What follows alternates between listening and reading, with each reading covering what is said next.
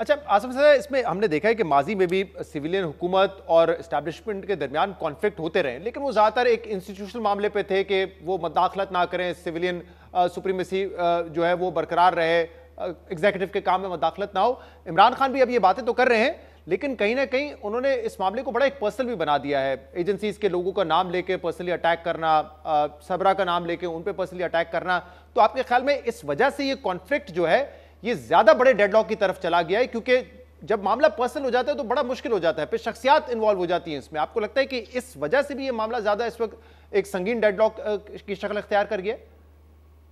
میرا خیال ہے کہ یہ سب آپ کو پتہ ہی ہے کہ جس طرح سے آرمی چیف کی اپوائنٹمنٹ کے وقت لانگ مارچ ہوا، اور ایک وہیں سے یعنی اس سے پہلے سے ہی عمران خان صاحب جنرل فیض کو لگانا چاہتے تھے یا نہیں لگانا چاہتے تھے۔ بہرحال انہوں نے اپنے ایک آدھے انٹرویو کے اندر اس بات کا اظہار بھی کیا، کل بھی کچھ اس بات پہ علی امین گنڈاپور صاحب نے کہا کہ نہیں، کوئی کلیریفیکیشن کرنے کی کوشش کی انہوں نے اپنے جلسے کے اندر اپنی بات چیت میں۔ لیکن یہ بات تو ایک روزہ روشن کی طرح ہے کہ عمران خان صاحب جو تھے وہ نہیں چاہتے تھے کہ جنرل عاصم منیر جو ہیں وہ چیف بنے۔ تو جب وہ ایک مخاصمت کا آغاز وہیں سے ہو گیا تھا، تو اس کے بعد اس کو کول ڈاؤن نہیں کیا گیا، اس کو کام ڈاؤن نہیں کیا گیا۔ اب یہ کسی ایشورنس کے اوپر تھا یا کسی گرینڈ اس کے اوپر تھا، یا پتہ نہیں عمران خان صاحب کو کوئی یقین دہانی تھی کہ یہ سیٹ اپ زیادہ نہیں چلے گا۔ پھر 9 مئی جس طرح سے ہوا وہ بھی ایک پورا، اس کے اندر بھی بہت ساری اس میں کڑیاں ایک جو ہے پبلک ملتی ہیں جو پوسٹرنگ کہ کرنے کی کوشش کی گئی تھی، قطع کلامی کی معذرت، کہ جب عارف علمی صاحب نے سائن کرنا تھا تو پہلے وہ لاہور گئے تھے اور ایسا شو کیا گیا کہ عمران خان جی صاحب ہاں، چاہتے ہیں کہ عاصم منیر صاحب بنے اور اس لیے پھر ان کی شہزاد اجازت سے ایک بنے اور گے۔ بات بھی ہے، لیکن اس میں اگر آسما مکمل بالکل کر یہ لیں پہلے۔ بات ہے، جی دیکھیے جی، اس میں انہوں نے پورا ایک تاثر دینے کی کوشش کی کہ وہ ایک شخصیت کے خلاف ہے، اور سب سے اہم بات یہ ہے کہ انہوں نے اس شخصیت کو اس ادارے سے الگ کرنے کی کوشش کی ہے۔ دیکھیں یہ ایک سوچی سمجھی اسکیم کے تحت ایک سوچا سمجھا منصوبہ ہے کہ آپ ایک عسکری قیادت کو الگ کر دیں اور کہیں میں اسٹیبلشمنٹ سے بات کرنا چاہتا ہوں، مگر ان کے خلاف بیان بازی اور ان پہ الزام اور ان کے اوپر جو ہے وہ بہتان لگاتے رہیں۔ تو یہ ایک انٹینشنل کوشش ہے جس کے بعد جو ہے وہ ادارہ یہاں تک آ کے کھڑا ہو گیا ہے کہ اگر آپ اس کی بیک بون ہے۔ دیکھیں عمران خان صاحب کا یہ پرانا سٹائل ہے، وہ اگر عدلیہ پہ بات کرتے ہیں تو وہ صرف چیف جسٹس کو ٹارگٹ کرتے ہیں، اگر وہ آرمی پہ بات کرتے ہیں تو صرف آرمی چیف کو ٹارگٹ کرتے ہیں۔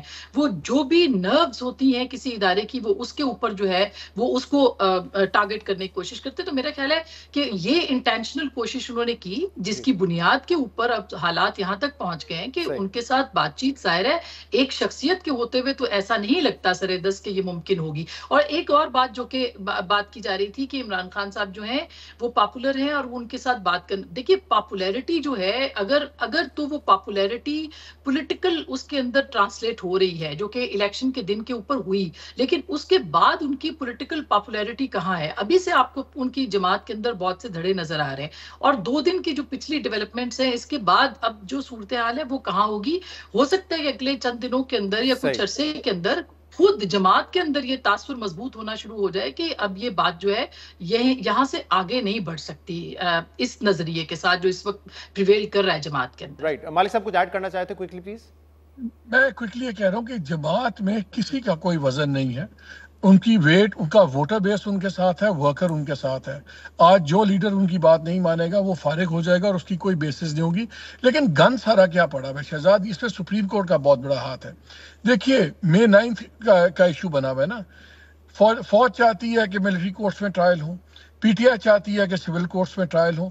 یہ جو فیصلہ لٹکایا ہوا ہے سپریم کورٹ نے، بھائی آپ فیصلہ کر دیں تاکہ ٹرائلز تو شروع ہوں، اگر تاکہ جنہوں نے جو آزاد ہو، جنہوں نے کنوکٹ ہونا کنوکٹ ہوں، پھر اپیلز ہیں ہائی کورٹس میں، سپریم کورٹ میں۔ یہ لیکن مالک سٹیلمنٹ ہے۔ صاحب قطع کلامی کی معذرت، کل یہ بار بار حکومت بھی نیریٹو بنائی تھی عدالتوں نے فیصلے نہیں کیے، جو دہشت گردی کی عدالتوں میں کیس ہے وہاں پہ کون سے فیصلے آ گئے، دوسرے لوگوں کو 90 دن 180 دن اندر رکھا، لیکن بار بار ان کو ایم پی او کے تحت دوبارہ گرفتار کر رہے تھے۔ وہ کیسز کہاں پہ چل رہے ہیں؟ تو صرف ملٹری کورٹ نہیں، جو دوسری عدالتیں سب ٹھیک ہے، وہاں پہ بھی کہاں پہ کیسز چل رہے ہیں؟ دیکھیں مجھے آپ ایک بات بتائیے، جب ایک ایشو اتنا بڑا بنا ہوا ہے، کل جب سارا دن آپ نے دیکھا جو ایونٹس ہوئے سب کچھ ہوئے، ایک ریڈ لائن ہوگی بھی مئی 9۔ اب اس کے اوپر ٹرائل سال ہو گیا ہے، کس کی وجہ سے رکے ہوئے؟ سپریم کورٹ یہ فیصلہ دے دیتی ہے کہ جی آپ ٹرائل کر لیں، فیصلہ نہ سنائیں۔ بھائی آپ فیصلہ کر دیں نا، ملٹری کورٹ میں چلنا چلے تاکہ اگر کسی کو سزا ہونی ہے تو اپیل کر لے گا۔ ایک یو ہیو ٹو موو، یہ ایک اسٹمبلنگ بلاک ہے۔ کیا چیف جسٹس کو یہ نظر نہیں آ رہا؟ کیا ججز کو یہ نظر نہیں آ رہا؟ नीडलेस ये सुप्रीम कोर्ट को अब इस फैसला कर लेना चाहिए।